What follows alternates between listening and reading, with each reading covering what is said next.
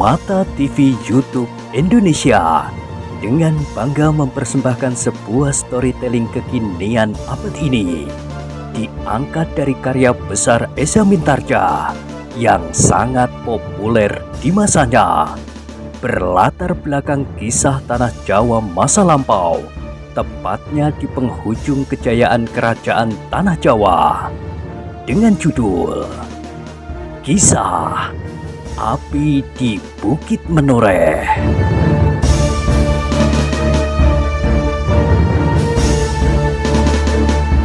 Pada kesempatan yang sangat baik ini, kita masuk pada episode yang ke-269. Selamat menikmati.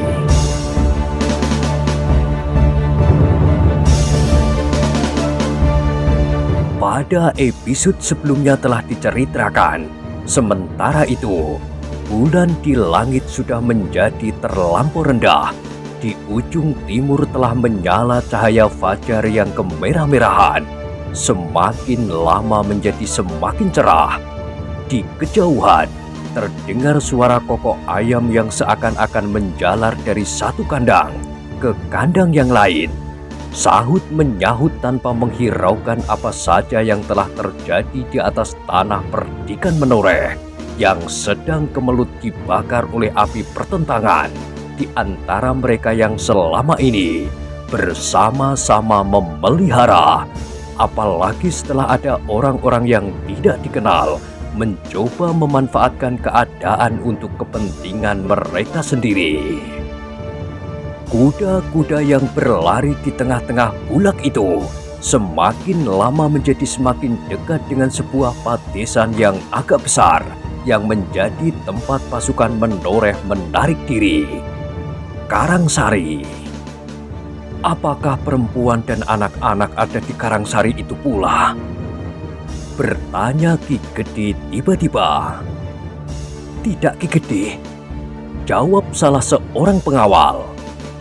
Mereka berada di Patemon. Ki Gede mengangguk-anggukkan kepalanya. Sekali lagi terdengar ia menggeram. Sementara langit menjadi semakin cerah. Namun agaknya Ki Gede tidak ingin melihat matahari terbit dalam perjalanannya. Sehingga dengan memandangi langit yang semburat merah kekuning-kuningan, ia berkata, "Kerti, kita harus sampai ke Karangsari sebelum fajar."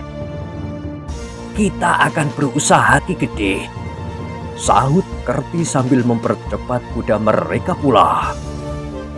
"Aku harus segera mempersiapkan pasukan Menoreh," geram Ki Gede Menoreh. Kerti tidak menyahut, tetapi ia sudah tidak terlampau gelisah lagi. Mereka sudah tidak akan melampaui tempat-tempat yang dapat dianggap berbahaya, yang mungkin menjadi tempat-tempat bersembunyi bagi para peronda dari pihak Sidanti. Karangsari itu pun kemudian telah berada di hadapan mereka. Sebuah padesan yang tidak begitu besar, dikitari oleh rumpun bambu ori yang lebat, seolah-olah sengaja ditanam sebagai benteng yang kuat untuk melindungi desa Karangsari dari bahaya. Di antara rumpun bambu ori yang penuh dengan duri-duri yang tajam itu, terdapat sebuah lorong yang sempit, menyusup di bawah sebuah regel yang kuat. Itu adalah salah satu dari 4 jalan untuk memasuki desa Karangsari di 4 penjuru. Ki Gede Menoreh serasa tidak sabar lagi menunggu langkah kaki kudanya. Ingin ia meloncat langsung memasuki desa yang berpagar rapat itu. Tetapi ia tidak dapat berbuat lain daripada membiarkan dirinya tetap duduk di atas punggung kuda bersama dengan Kerti. Ketika mereka menjadi semakin dekat, maka segera mereka melihat beberapa pengawal bersenjata berdiri di depan regel desa. Sikap mereka menunjukkan kesiapsiagaan mereka. Senjata-senjata telanjang tergenggam di tangan mereka dengan eratnya. Beberapa orang di antara mereka menyongsong maju dengan tombak merunduk setinggi dada. beberapa puluh langkah dari Regol itu, Kerti memperlambat langkah kudanya. Para pengawal yang lain kini berada di belakangnya. Dengan dada berdebar-debar, Kerti mengangkat tangan kanannya ke atas tanpa senjata. Dan sebelum ia menghentikan kudanya, terdengar salah seorang pengawal berteriak, "Ki Gede!" Yang lain pun segera meloncat keluar dari Regol Padesan itu, berdesak-desakan, dan mereka melihat bahwa sebenarnya lah yang berada di atas punggung kuda bersama dengan Kerti itu adalah Ki Gede Menoreh.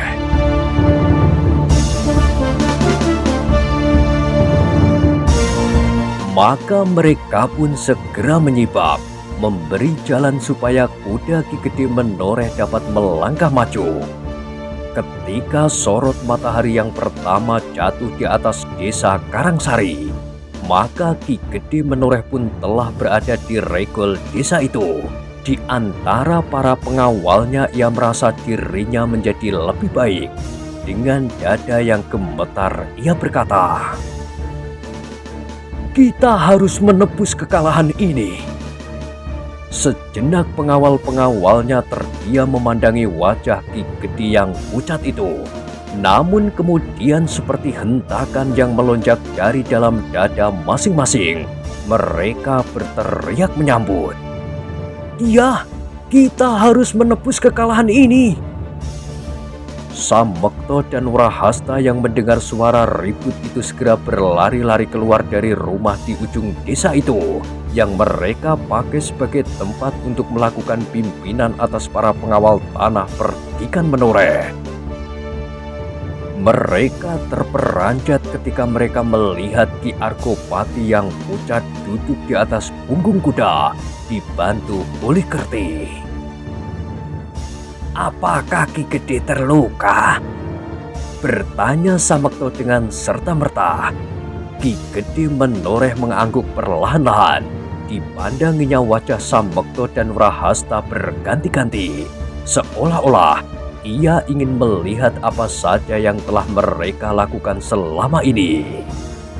Sorot mata Ki Gede Menoreh terasa terlampau tajam menusuk dada kedua pemimpin pengawal tanah perdikan Menoreh itu. Perlahan-lahan, kepala mereka pun kemudian tertunduk, seolah-olah Ki Gede sedang mengamati ketidakmampuan mereka mempertahankan tanah perdikan ini dari kehancuran. Ki Gede melihat kegelisahan di wajah kedua orang itu, sehingga dengan nada yang dalam ia berkata, "Aku tidak dapat menyalahkan kalian dan menyalahkan siapapun. Aku tahu bahwa kalian telah berbuat sebanyak-banyaknya yang dapat kalian lakukan. Aku yakin bahwa semua orang telah berjuang untuk mempertahankan tanah ini. Selain aku sendiri yang asik memanjakan perasaan tanpa nalar yang bening. Sekarang tanah ini terluka parah, dan aku sendiri pun terluka pula." Semua orang menundukkan kepala mereka. Tidak seorang pun yang berani menatap wajah Ki Argopati yang sayu dan pucat itu. Namun tiba-tiba mereka dikejutkan oleh suara Ki Gede Menoreh. "Tetapi aku ingin memperbaiki kesalahan itu. Sekarang aku akan memimpin sendiri pasukan Menoreh, merebut kembali daerah yang terpaksa kalian lepaskan itu." Sambekto hampir-hampir tidak percaya kepada pendengarannya. Dengan pandangan yang aneh ditatapnya wajah Ki Gede Menoreh, tetapi mulutnya tidak segera dapat mengucapkan sesuatu. "Jangan menjadi gelisah. Aku sendiri yang akan memimpin pasukan Menoreh sekarang juga." "Tetapi..." suara Sambekto terbata-bata. "Tetapi, bukankah Ki Gede sedang terluka?" "Lukaku tidak seberapa. Aku akan segera menjadi kuat lagi." "Tetapi Ki Gede memerlukan beristirahat. Meskipun hanya 1 hari ini, mungkin besok Ki Gede telah menjadi pulih kembali dan mampu memimpin pasukan Menoreh yang masih ada untuk merebut kembali semua tempat yang telah terpaksa kita lepaskan. Aku tidak dapat menunggu sampai besok. Aku harus berangkat hari ini. Dada setiap orang yang mendengar kata-kata Ki Gede Menoreh itu bergetar. Terjadilah pergolakan di setiap dada. Dorongan perasaan mereka, apalagi ketika mereka melihat Ki Gede Menoreh sudah ada di antara mereka, seakan-akan telah membakar jantung mereka dan mendidihkan darah mereka. Hampir saja para pengawal itu berteriak, "Sekarang! Sekarang!" Tetapi apabila mereka melihat Ki Gede yang lemah dan pucat, betapapun ia masih tetap dijalari oleh tekad yang menyala-nyala, mereka tidak akan dapat membenarkan sikap yang tergesa-gesa itu. Sikap itulah yang menjadi teka-teki bagi mereka. Ki Gede Menoreh tidak pernah kehilangan pengamatan seperti kali ini. Karena itu, maka baik para pengawal tanah perdikan Menoreh maupun para pemimpinnya tidak segera dapat menyahut. Mereka seakan-akan terpukau dalam kediaman mereka, membeku sambil memandangi wajah Ki Gede Menoreh yang pucat itu. Karena tidak seorang pun yang mengucapkan sepatah kata menyambut perintahnya, maka Ki Gede Menoreh berkata pula, "Kenapa kalian menjadi beku? Apakah kalian ragu-ragu bahwa kita tidak mampu lagi untuk merebut setiap kedudukan yang telah kita tinggalkan?" Samekto menelan ludahnya. Selangkah ia maju mendekati Ki Gede Menoreh dengan dada yang berdebar-debar. Menurut tanggapannya, pasti ada sesuatu yang menyebabkan Ki Gede Menoreh menjadi terlampau tergesa-gesa dalam mengambil keputusan. "Ki Gede," berkata Samekto dengan hati-hati, "marilah kami persilahkan Ki Gede untuk beristirahat. Marilah kita membicarakannya dengan tenang." Tetapi Ki Gede Menoreh sama sekali tidak berkenan di hati. Dengan keras ia menjawab, "Aku tidak akan membicarakannya. Kalau kalian masih mengakui aku sebagai kepala tanah perdikan, maka aku akan memerintahkan kalian untuk bersiap sekarang."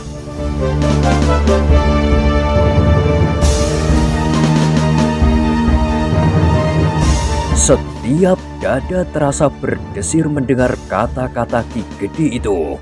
Sejenak mereka saling berpandangan. Ki Arkopati tidak pernah demikian. Namun Samekto masih mencoba bertanya, "Ki Gede, apakah yang menyebabkan Ki Gede harus melakukannya sekarang? Bagaimana seandainya besok atau setiap saat apabila Ki Gede sudah pulih kembali?" "Oh, kalian terlampau memikirkan diri sendiri." Suara Ki Arkopati menjadi semakin keras. Kini ia duduk tegak di atas punggung kudanya meskipun Kerti masih belum turun juga. "Kalian tidak dapat merasakan betapa sakit hatiku mengalami peristiwa ini. Mungkin terlampau pribadi dan mungkin kalian tidak mau terseret dalam kepentingan ini.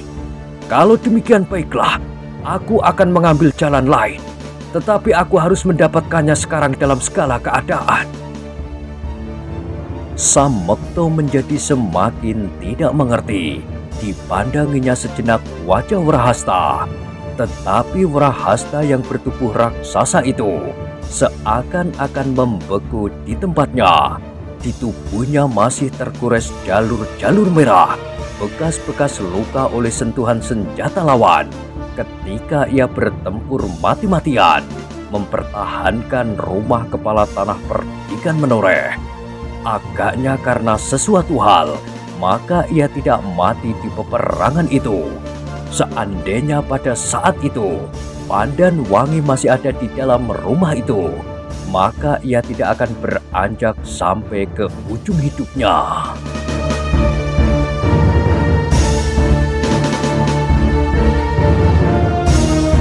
Baiklah, berkata Ki Arkopati kemudian.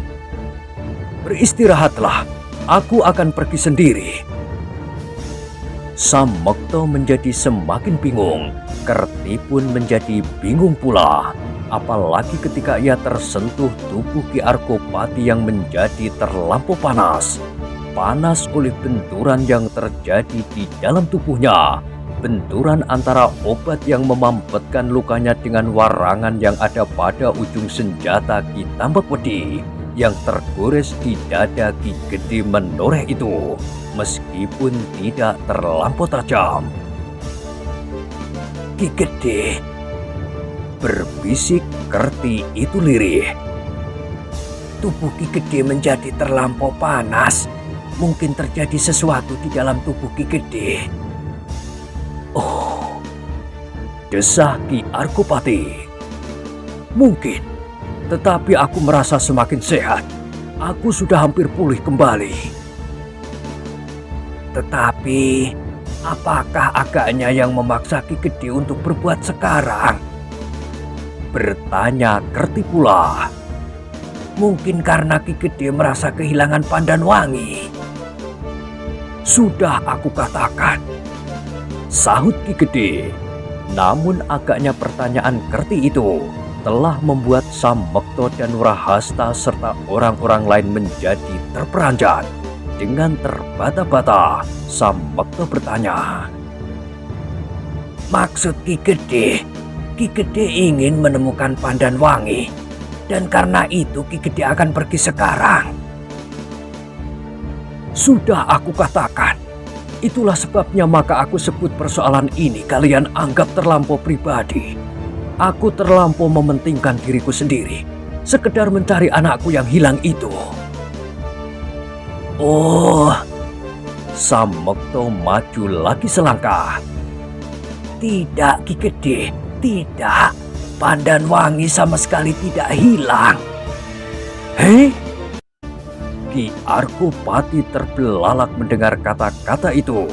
Samekto mengangguk lemah ketika sekali lagi ia memandang wajah Ki Gede menoreh. Maka wajah itu sudah menjadi semakin pucat, dan bahkan kini tubuh Ki Gede itu mulai menggigil. Agaknya benturan di dalam darahnya menjadi semakin dahsyat.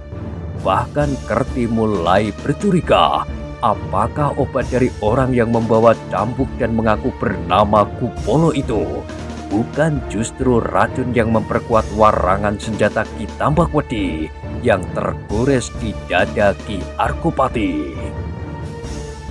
Tetapi Kerti tidak bertanya tentang hal itu pula.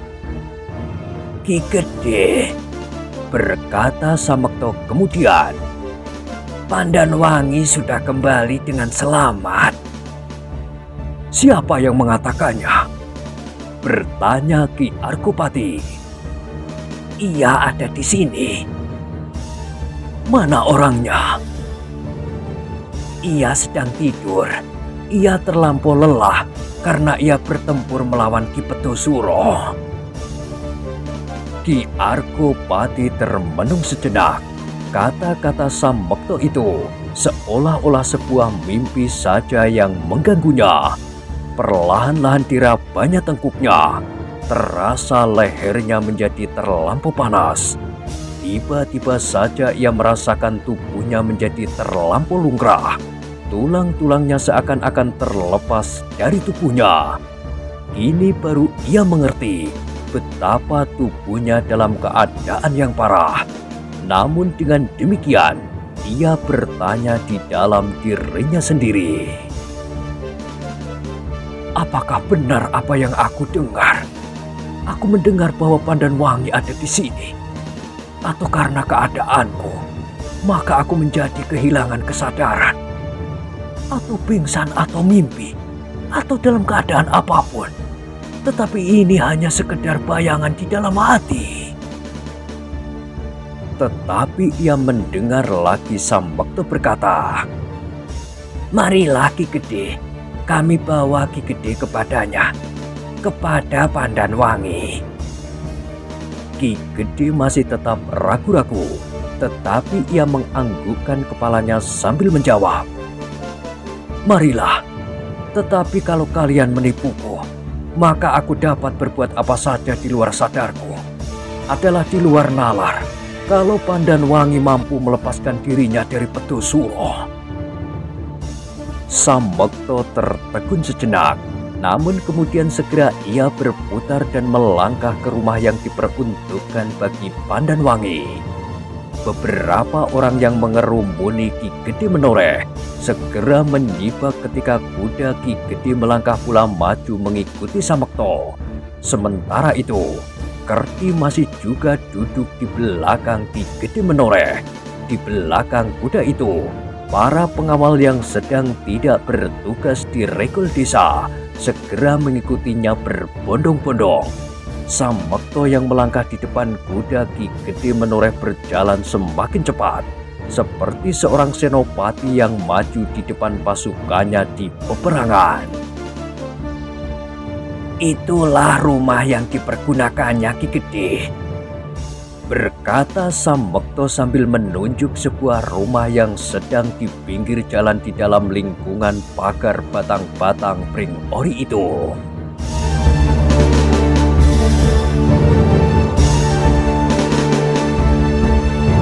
Ki Gede Menoreh menjadi semakin berdebar-debar.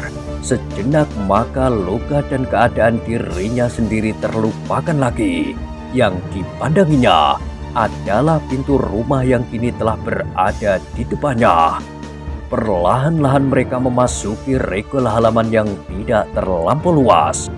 Prahasta segera menahan para pengawal yang tidak berkepentingan agar mereka tidak turut masuk memenuhi halaman rumah itu. Suara ribut-ribut di luar ternyata telah mengejutkan Pandanwangi yang sedang beristirahat di bilik dalam rumah itu. Dengan hati yang berdebar-debar, ia melangkah keluar. Kedua pedangnya tetap siap di lambungnya. Apakah yang diributkan oleh orang-orang di luar itu, Bibi? Bertanya Pandanwangi kepada seorang perempuan tua pemilik rumah itu. Entahlah, Ngger, aku belum menjenguk juga. Pandanwangi mengangguk-anggukkan kepalanya. Katanya, aku akan melihatnya sebentar. perempuan tua yang sedang duduk di belakang alat tenunnya itu menengadahkan wajahnya. Sambil memiringkan kepalanya, ia berkata, Iya, aku memang mendengar orang ribut di halaman. Tetapi perempuan itu tidak beranjak dari tempatnya. Sejenak kemudian, ia telah mulai melemparkan jarum tenunnya lagi. Pandanwangi menarik nafas. Agaknya perempuan tua itu tidak tertarik lagi kepada apapun juga selain jarum tenunnya yang besar itu.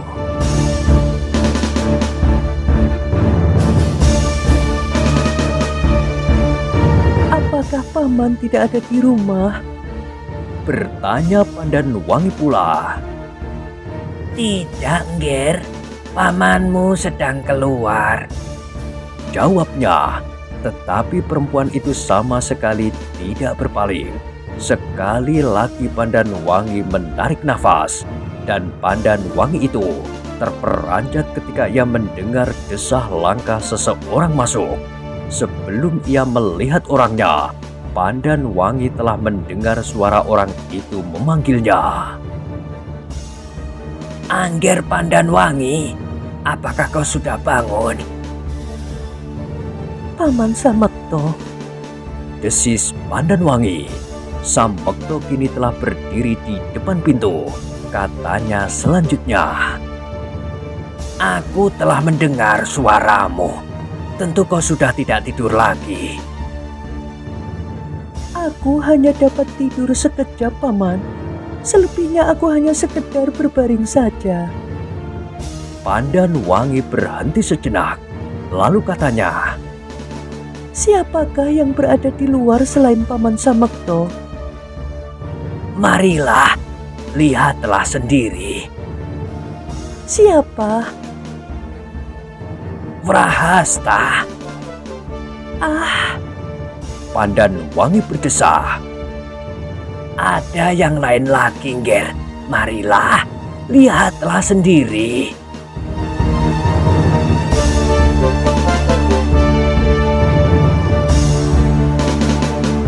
Pandan Wangi masih juga ragu-ragu, tetapi Sambekto mendesaknya. Marilah, Nger. Lihatlah siapakah yang menunggumu di luar. Sambekto tidak menunggu jawaban Pandan Wangi. Segera ia berbalik dan melangkah keluar, melintas pendopo. Dengan ragu-ragu Pandan Wangi mengikutinya di belakang. Ketika ia melangkahi pintu, maka di bawah tangga pendopo dilihatnya seekor kuda yang dipegangi oleh seorang pengawal. Di belakang pengawal itu, ia melihat Kerti sedang menolong seseorang turun dengan susah payah dari kuda itu. Tiba-tiba Pandan Wangi terpekik. Ayah! Dengan cepatnya Pandan Wangi meloncat berlari menyongsong ayahnya yang baru saja turun dari punggung kudanya. Menilik keadaannya, Pandan Wangi segera dapat mengetahui bahwa sesuatu telah terjadi atas ayahnya itu. Karena itu maka dadanya serasa berhenti, seolah-olah menghentikan arus nafasnya. Ki Arkopati mendengar suara anaknya. Sejenak ia menengadahkan dadanya. Dipandangnya seseorang yang berlari ke arahnya. Seorang gadis dengan 2 buah pedang di lambungnya sebelah menyebelah. Pandan Wangi. Pandan Wangi yang berlari-lari itu langsung memeluk ayahnya yang lemah sambil berdesis. Ayah! Kenapa ayah? Ayahnya tidak segera menjawab, tetapi Pandan Wangi terperanjat ketika tubuhnya tersentuh badan ayahnya. Ayah terlampau panas. Dengan tangannya yang lemah dilayani oleh Kerti itu, Ki Arkopati membelai kepala putrinya itu. Terdengar suaranya terlampau dalam. Kau selamat, Pandan Wangi. Iya, ayah. Aku selamat. Sahut Pandan Wangi. Suaranya menjadi gemetar. Betapa ia bertahan namun ia adalah seorang gadis. Karena itu, maka terasa di pipinya air matanya mengalir satu-satu. Aku mendengar kau terlibat dalam perang tanding melawan Ki Pedosuro. Iya, ayah. Hanya tangan Tuhanlah yang dapat menyelamatkanmu. Pandan Wangi mengangguk. Iya, ayah. Ki Arkopati terdiam sejenak. Tangannya masih membelai rambut putrinya yang kini menangis terisak-isak. Ki Gede, berkata Kerti yang melayaninya. Sebaiknya silakan Ki Gede naik dan beristirahat. Oh, Pandan Wangi berdesah sambil melepaskan pelukannya. iya, ayah. Silakan ayah naik. Apakah ayah terluka? Ki Arkopati mengangguk perlahan. Terdengar suaranya semakin lirih. Iya, aku terluka, Wangi. Dan tubuh ayah terlampau panas. Apakah luka itu berbahaya dan parah? Ki Arkopati tidak segera menyahut. Dipalingkan wajahnya, beredar di halaman rumah itu. Dilihatnya beberapa orang pengawal berdiri mematung. Yang lain menyilangkan tombaknya di regol, supaya orang-orang yang tidak berkepentingan tidak masuk ke halaman. Ayah, apakah luka ayah cukup parah? Ki Arkopati yang lemah itu menggelengkan kepalanya. Desisnya, "Tidak, Wangi. Lukaku tidak terlampau parah." Tetapi ayah sangat pucat dan tubuh ayah sangat panas.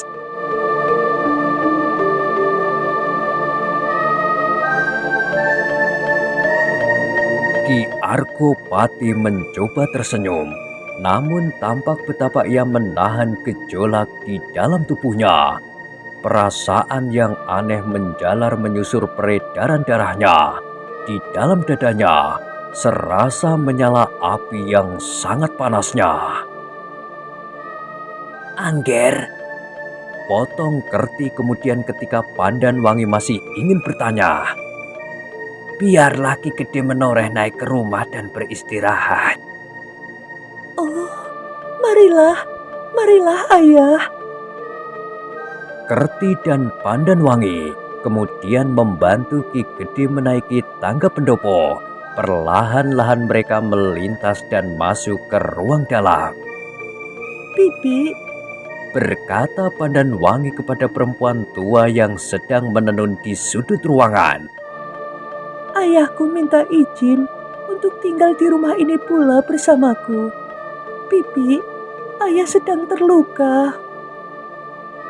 Perempuan tua itu berpaling sejenak. Dipandanginya Ki Argopati yang menjadi semakin lemah. Acuh tidak acuh ia menjawab. Silakan, bawalah masuk ke bilik sebelah. Pandanwangi menarik nafas dalam-dalam. Perempuan itu segera melanjutkan kerjanya tanpa memperhatikan lagi orang-orang yang berada di dalam rumahnya. Perempuan tua itu tidak berpaling ketika Pandanwangi menyahut. Terima kasih, Bibi. Namun tiba-tiba perempuan itu terbelalak.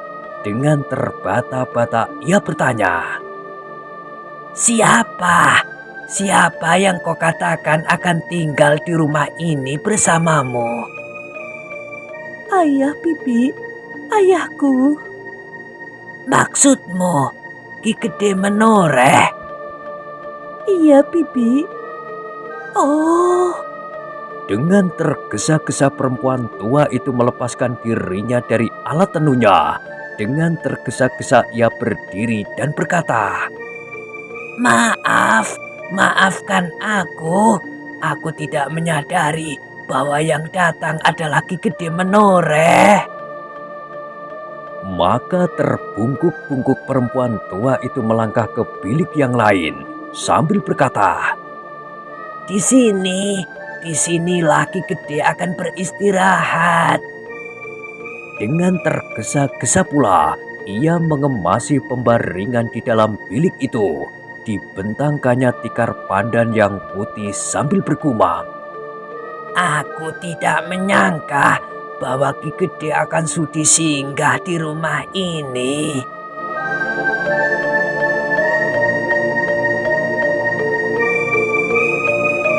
Ki Gede Menoreh yang terluka itu pun segera dibaringkan di pembaringan itu.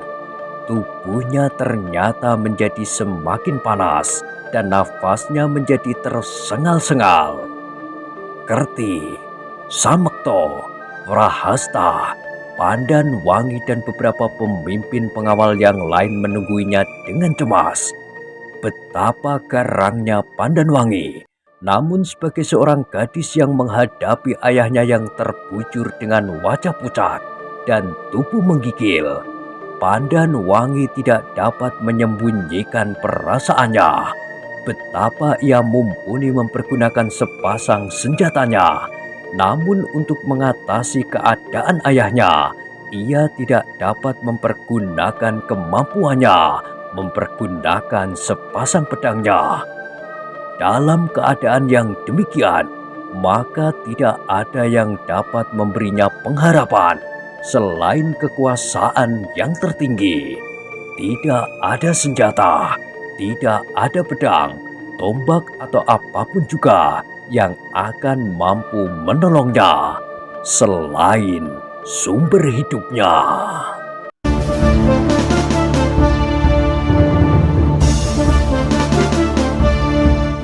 Nah, bagaimanakah kisah selanjutnya?